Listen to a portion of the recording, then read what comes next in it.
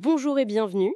On se penche aujourd'hui sur la finale très attendue de koh 2025, la revanche des 4 terres, Bonjour. Ah oui, une saison riche en rebondissements, on peut dire. carrément, des stratégies complexes, des alliances qui bougent tout le temps, et puis des moments forts, hein.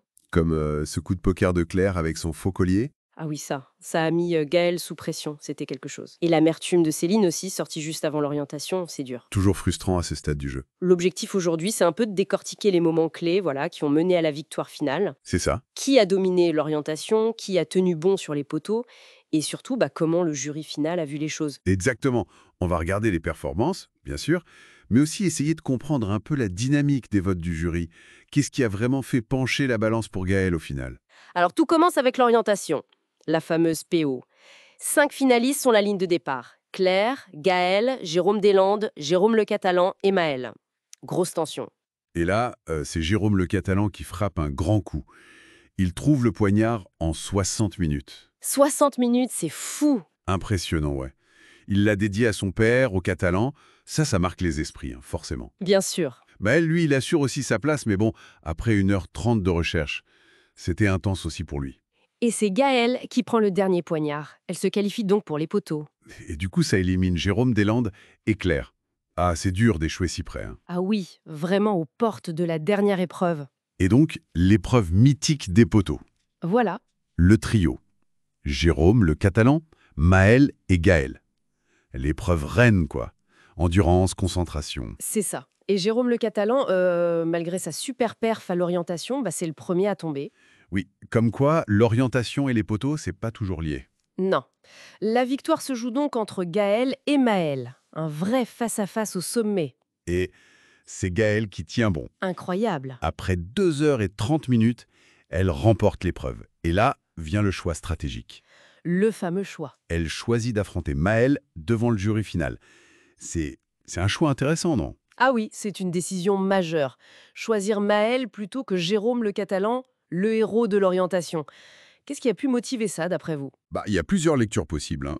Peut-être que Gaël a senti que Maël serait, comment dire, moins dangereux face au jury. Moi, un rassembleur, peut-être? Voilà.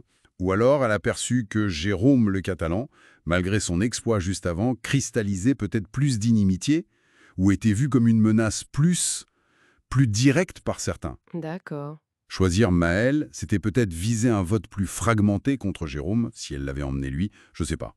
C'est une stratégie. C'est une lecture intéressante, oui. Bon, et le verdict final, à Paris. Le dépouillement en direct, le choix du jury qui a été fait aux Philippines, Le suspense, et la gagnante est... Gaëlle. elle remporte koh 2025. Voilà. Et si on regarde les votes de plus près? Oui, allons-y. Gaël a convaincu une large majorité quand même. Jérôme le Catalan, et ça c'est notable vu qu'elle l'a pas choisi lui. Ah oui, c'est vrai. Claire, Maxime, Céline, là, peut-être un vote un peu contre Maël, qui sait, Louise, Naïs et Jessica.